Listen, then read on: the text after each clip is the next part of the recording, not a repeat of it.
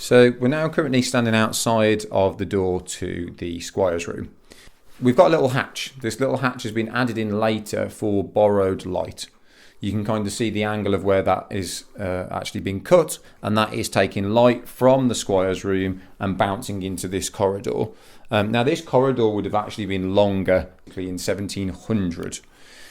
So in 1624, you'd have had that one big master bedroom, as we were saying. We'd have had a corridor space here, and obviously the door going up and the stairs going up, so where you see the king's priestole, and obviously the attic space itself. Where the bookcase now is, and we've got this door blocked up, that's where the brew house would have been located.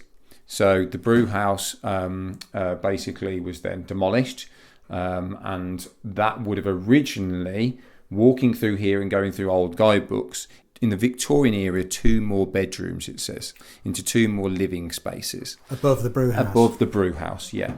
Now, if we go to 1700, we know at that point Father Robert Collingwood is a superior, and he is actually, they're utilising this property, probably with a lot of trainee priests or priests being in and out of here.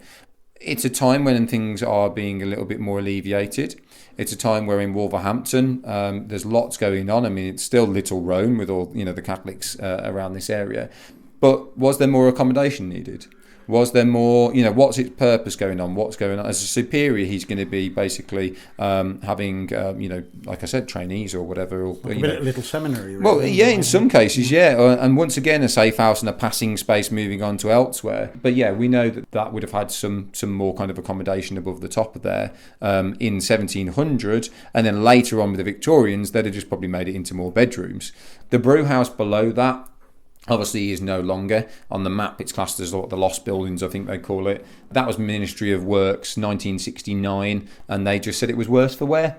They said that they didn't realise apparently that it was a kind of near enough original to the property of 1700, and Ministry of Works probably didn't have much money and just thought, let's get that down.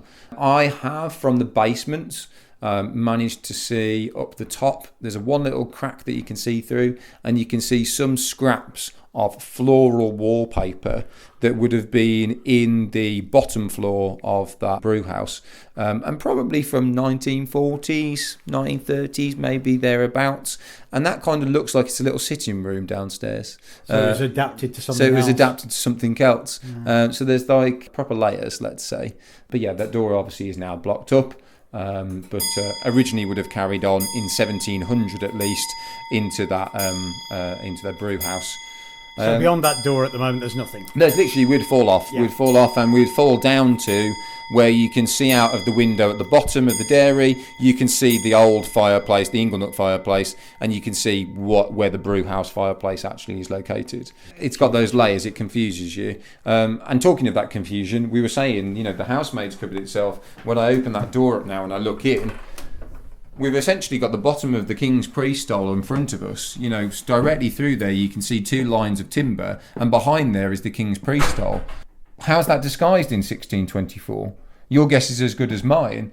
We know that that's not the outside wall, so yeah, how is it being disguised?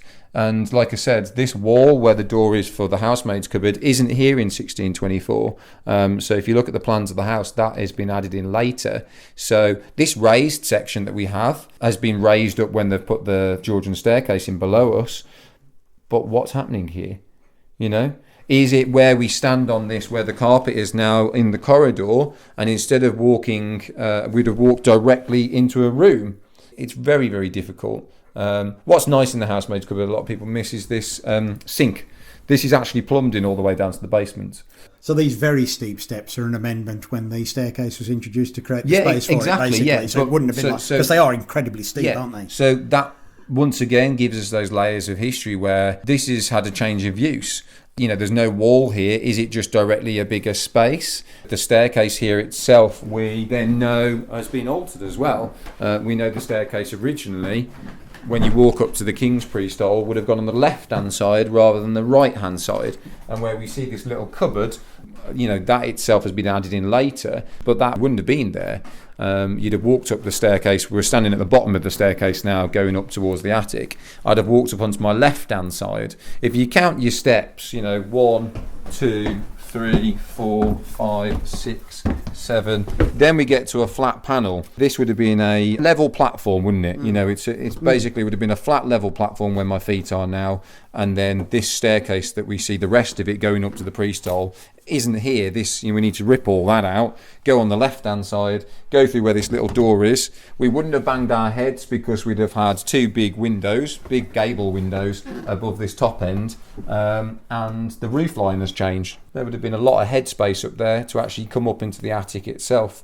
So you'd have turned left halfway up the stairs. Basically, yeah. As soon as you hit where the light switch is for the priest hole and the top of the rope, as soon as you're standing on that step itself, you then know you're onto that flat platform and you're taking a left. However, there is a nice little detail, and that is where they've added in these beams, which are above the gated door. You can see these kind of circular, spiraled, painted sections with dots. So can you see it looks a bit kind of floral on here? For what reason? It doesn't get painted on anywhere else. Have they taken these beams from somewhere else?